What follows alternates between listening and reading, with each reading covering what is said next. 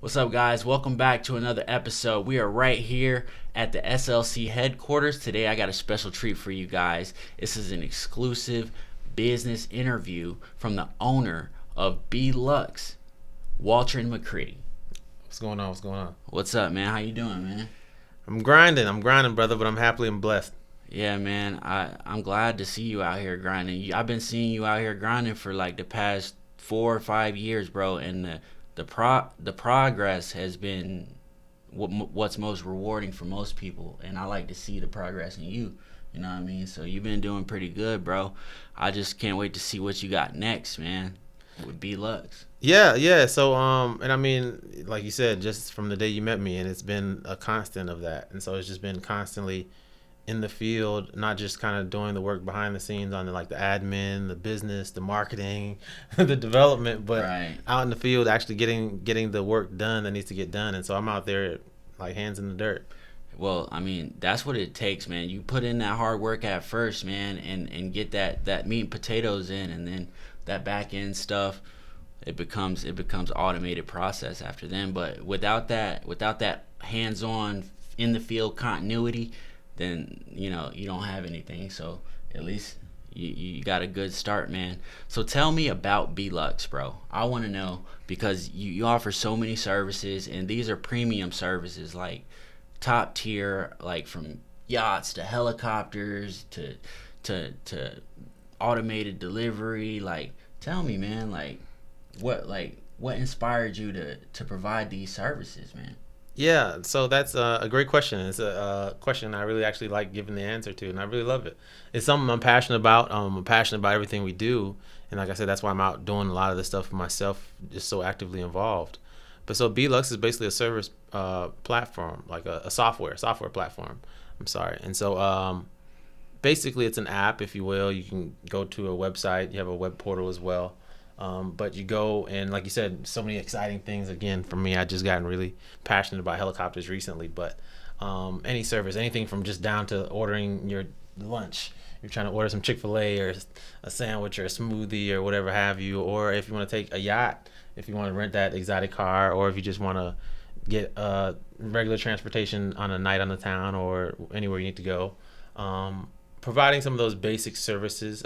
E-commerce is really blown up recently with the pandemic and everything going on. Mm-hmm. Like, everyone's moved to e-commerce. So filling in those gaps is what you're out here doing. Like, people need these services. They need to get from point A to point B, and they want to do it in style. They're gonna hit BeLux. Absolutely. And I mean, and so again, this is almost, if you want to look at like an index or like a aggregation of the gig economy, and so it's whatever your style is. If your style is just getting there economically, and you're not necessarily cared about going in a Lambo or a Benz, you just want to do it maybe in a Honda or an Acura, and that's your style. Whatever is best for you. No, yeah, no, I get that too. I think what attracts me most, just for me, because I mean, if you guys know me, you guys know I got a taste for a little fancy things, and so what attracts me most to BeLux is that luxury part of it. But like you said, you got economical options, and I do appreciate that as well. I think we were discussing earlier about the whole process of you coming up with the idea to fill gaps that you like, Yeah. and things that you feel like you will best and most effectively travel in these ways, or do these things in these ways. So I just kind of took that and was like, oh man, for me, man, I would like to travel like that. So, but you can make it happen either way. And I think to me, that's the passion, and that's where it's helping to other people realize their passions. And so it's like, I'm our biggest customer almost, and that's why I'm like, how would I want to do this? What's the way I want someone to do this for me, or do Right. this service, or what's an experience I'd like to have? And so I think everyone has that, like, man, I wish I can do this, or I wish someone could do this for me, or I wish I could rent this thing, or go to this place to do this thing. And so that's kind of, we bring a place for you where you can do all that at the touch of your fingertips. Nice. That and so with this new like blockchain and this Bitcoin world, are you getting into that? Are you gonna try to convert over and get into the metaverse of things? Man, because you just opened up Pandora's box right there, man. So like, I could talk about that we can go, and I'll just kind of leave it at high level, but absolutely. And nice. we're very excited about the space. We've been doing, like I said, some of the basic like labor intensive work, but then you got the mentally intensive work as well. And so like that's on the back end with, like I told you, the amount of work we spent with so many developers and trying to find the right development team and so many different things on the software end. But in that time, like again, the blockchain space has just become huge. And so then now you have like so much opportunities with like the NFTs and the creative side of it where you can monetize. And again, you as a creative, I think this is going to be a great relationship. This is only going to be like the first of many, and we're going to produce, I think, a lot of content. Absolutely. The metaverse is so exciting, man. There's so much opportunity there. Yeah, there's so much. There is, man. And at SLC, we know how to design all those things and like we could get you a character. We can make the whole BeLux world. You guys are going to be traveling. You first heard it here. You heard it here first, guys. Heard it here first. Is SLC exclusive with BeLux, Waldron, McCritty, man. And you guys are going to be traveling inside the metaverse through BeLux, man. This is wild. Just think about that, man. We gonna have metaverse yachts and all type of stuff, man, and planes and stuff. But I saw a post, man. You posted this helicopter that was dope because it was a drone. Really, it wasn't a helicopter, and it was like a package delivery idea, but it was a manless. It was a drone man. And I think, and that's some of the things that's very interesting to me is where the reality and where the digital interacts with the real world, and so the different applications and things that are going on with that and logistics. And so that's so much there that is room for innovation. And so you just have, between all the different stuff going on with like supply chain and the different challenges we're facing there's always a on-demand need.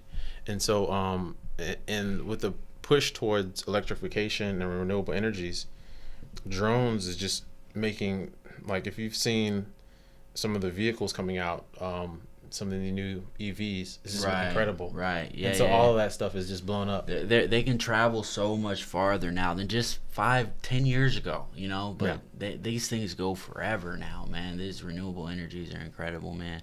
And logistics huge, man. Supply chain huge, man. I've always been an avid fan of logistics and how to apply it to economy and how it works in the real world and how to do those things. And I think the space where you combine it with the software and you make it more user friendly and you make it more accurate and be able to navigate this and that better than yesterday is just going to be always an incredible place. And that's why your business is going to thrive, because it's always going to be a place for improvement. It's also going to be an ever-changing place, so you be able to adapt and stay on top of those things, or even better, create those things, then you're golden, So, well, we're giving away the keys on here, man. We don't want to tell them too much, man. So BeLux, more to come, much more to come. BeLux 2022, man. So you got any plans? Yeah, man. I'm glad you asked that question. You were like, right, you're hitting everything right on point, man. And so I think one of the big things, and I was really wanting to share this, and I really wanted to make sure we hit on this. And we talked about this a little bit earlier, but it's Black History Month right now.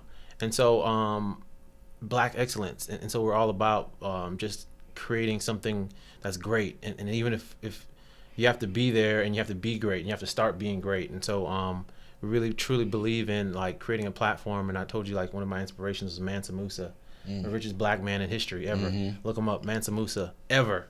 Richest person, not even richest black, richest person. He's the biggest flexer too. Like he used to travel with his gold. His slaves used to be rich. I mean, he destabilized the world economy just because he had so much gold on accident. Like, didn't even plan on it. And I mean, but so again, and that's the energy we're coming with, though. You understand what I'm saying? And so that's the energy we're coming with. And there's an opportunity here and there's a need, and so beyond the need, there's a lot that can be done. And so, and I think I was talking about kind of like, it was the FTX founder. I forget the gentleman's name, but 20-some years old, billionaire. And so, and you have these billionaires that are in their 20s. Right. And so, and these are kids making billions of dollars. And so it's inspirational. And so when you see these types of things in the tech and this space that's going on with technology. And these are nothing new. I mean, this is stuff that's been around for a long time, but there's just innovations that are allowing people to kind of, again, come in. And to me, again, Black History Month, Black Excellence, our goal is to create a company and a market cap. I want to be the wealthiest person in the metaverse, and that's why I told you I want to be the richest guy in the metaverse. I can Mansa Musa energy. That's what we're talking about here. I can undoubtedly see that right there, bro. Like with BeLux and the way you were talking about it earlier, and the things that I've seen that you have planned for not just 2022 but 2023, 4, and 5.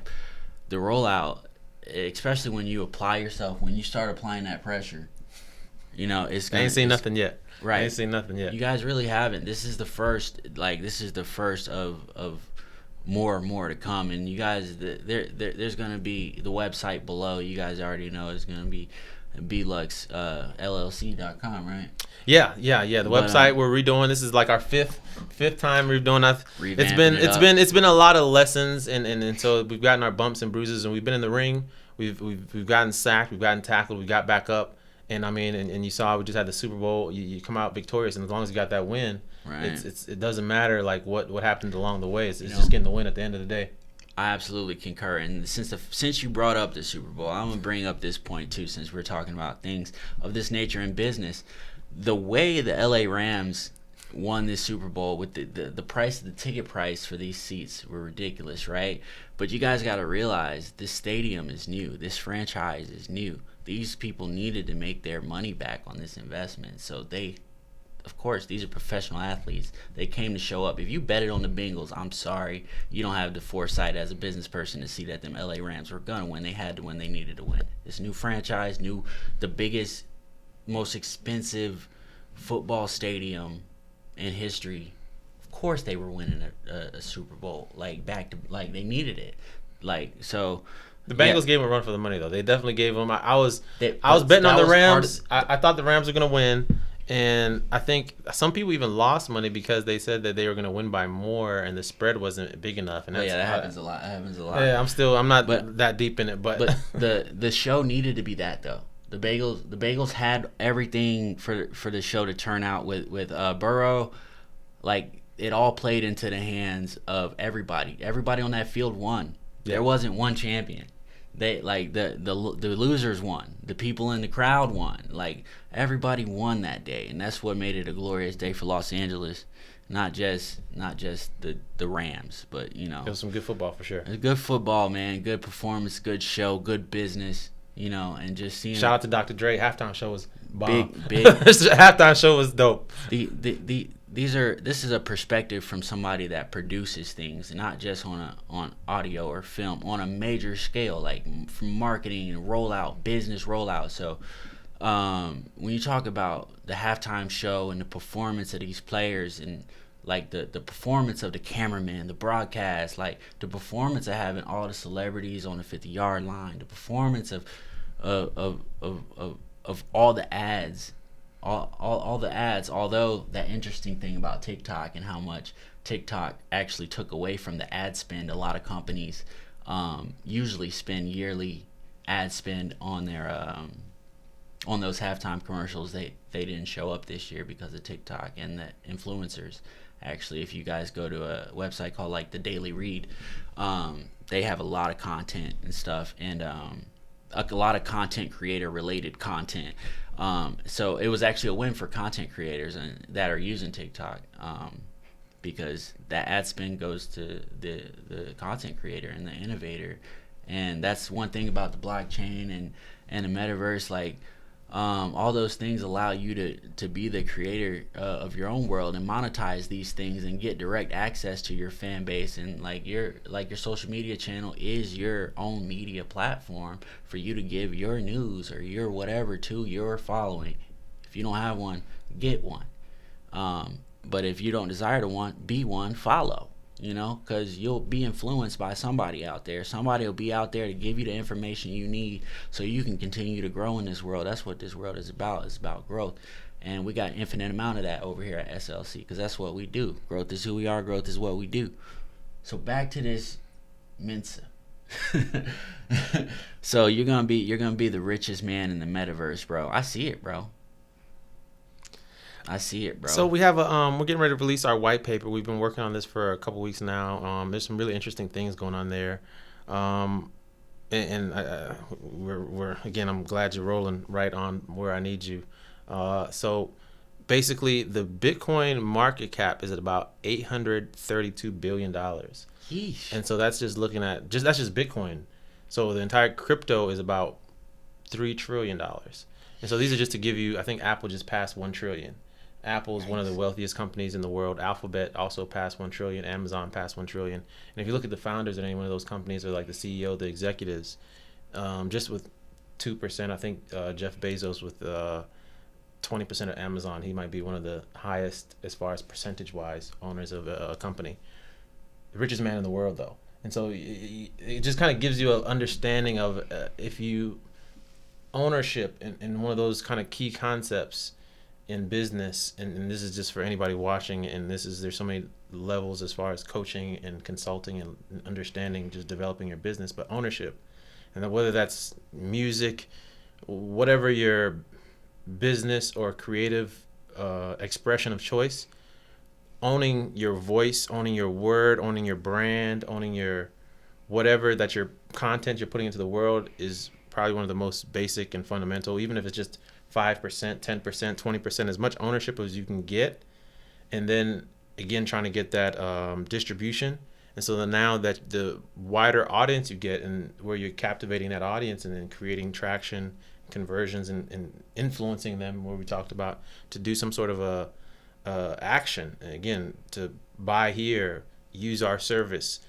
Hey, I mean, and so some people, you're not going to have to convince someone too hard if they got the money. That's why I told you, if you had the money, what would you want to do in this world? And so if you go to the right audience, you choose to target the right audience, and you ask them, hey, look, what's an ideal experience you want to have in this world? What's something you want to go do? Do you want to go and take a helicopter to your own private yacht in your own private island? Shit, I don't think any one of us, if we had the money, would say no to that. And so, but again, that's why I said, to me, I can sit and daydream for as long as I can think on all the different things I want to do in this world. And so to me, it's BeLux is giving me a platform to say, hey, look, this is me touching on some of those things that I want to accomplish or I want to do with this life I've been given.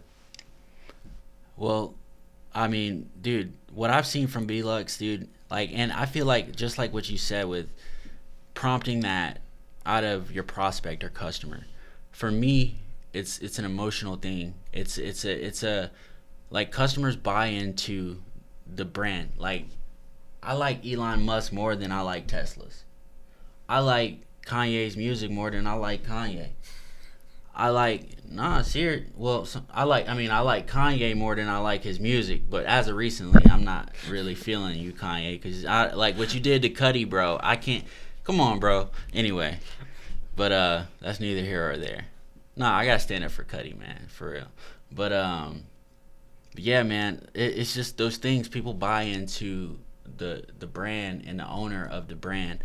So when you have access over your own platform and your own database and your own, like you said, ownership of this stuff, then that's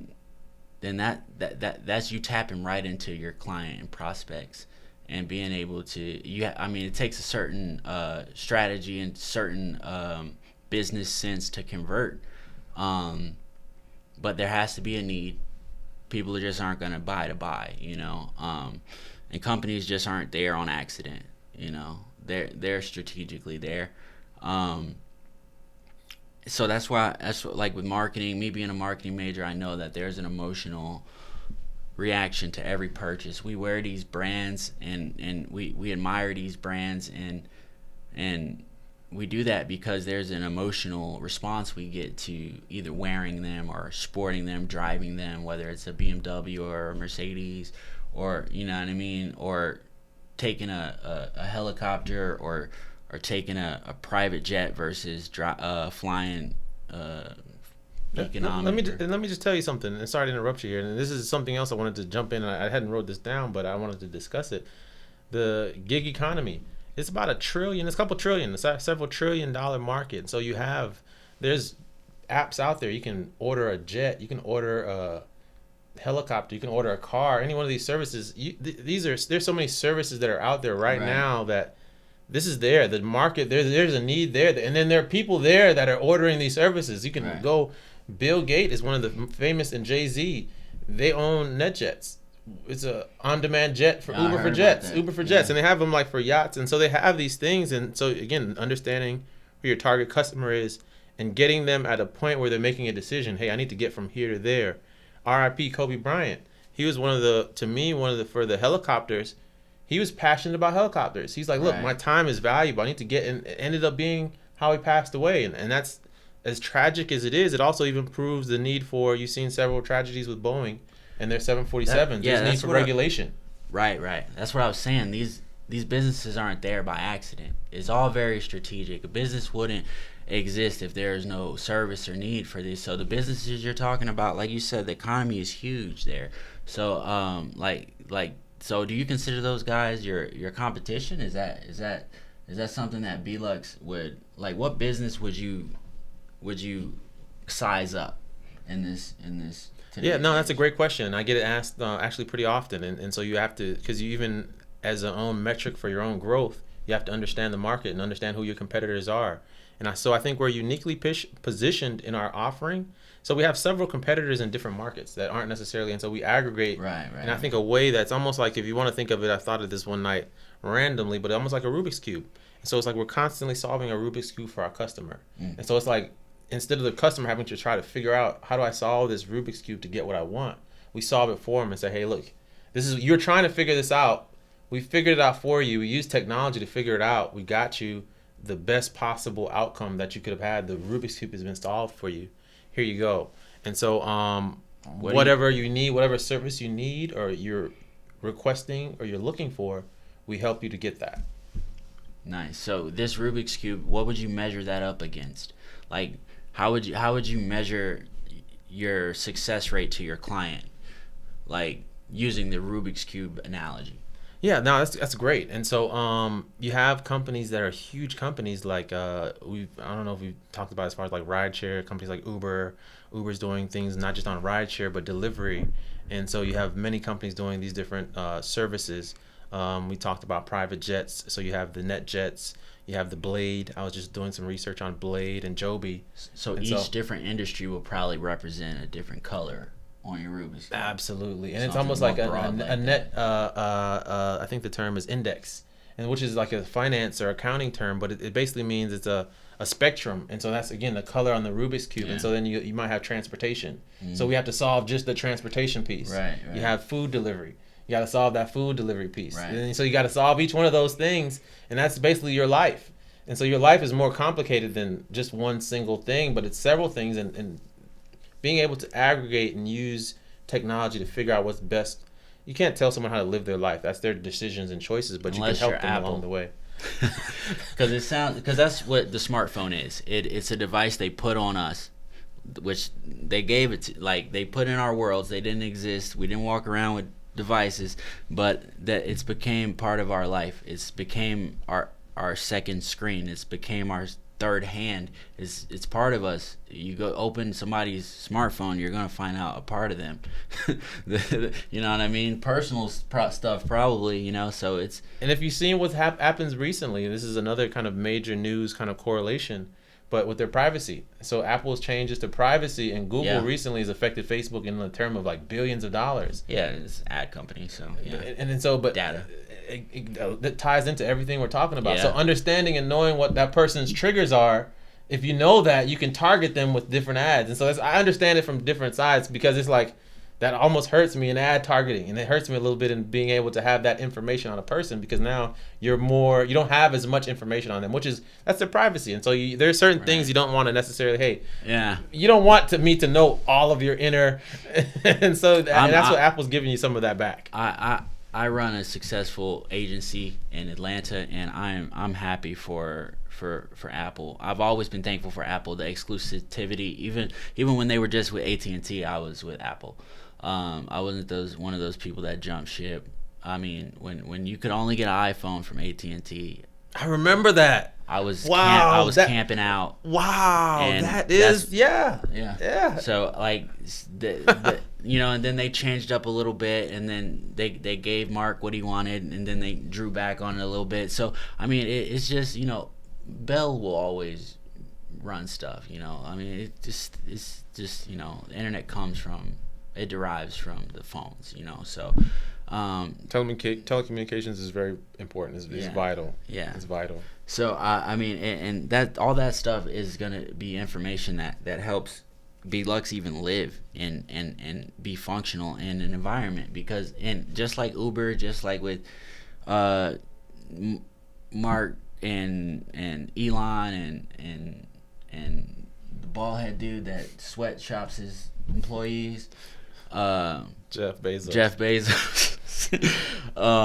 Bezos. No, I'm just playing. But yeah, man, like even them, like they fall to the mercy of big data companies like AT&T.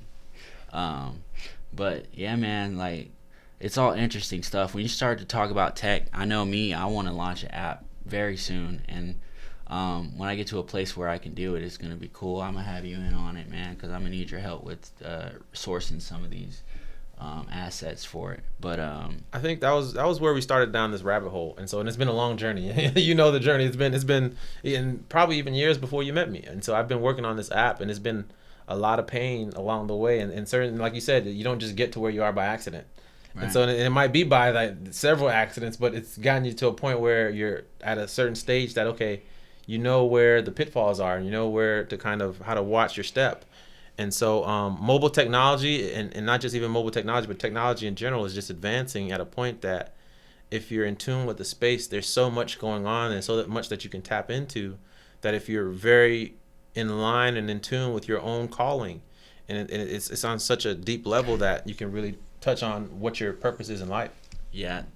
That's what I was gonna say, man. Like you were like, it's if you know where you ultimately want to go, then those pitfalls and stuff that you see, they'll become automatic, and you won't be able to see them, and you won't even see them. Like they just won't exist anymore because you know better, And then you're on autopilot, and then you just keep climbing, but you never know it all. So you'll always learn, and you always be able to. If you're smart enough, you'll learn from other people's mistakes. But it really takes for you to experience something to fully grasp what that means. So as long as you ultimately know where you want to go, then you'll be good. To the stars, to the moon. And what'd you say, to the moon? To the moon. To the moon, man. I mean, dude, I appreciate you coming out today, man. My pleasure, man. That's BeLux, man. Waldron and McCritty, man. Like, you guys be on the lookout for him, man. He's gonna be taking over the tech space. He's gonna be taking over a bunch of aspects out here in the city, and he's gonna span national and then worldwide, right? Y'all heard it here first. Then he's taking over the metaverse. Let's do it. All right, brother. You guys, SSLC, it's your boy Brando. We signing out. Pow.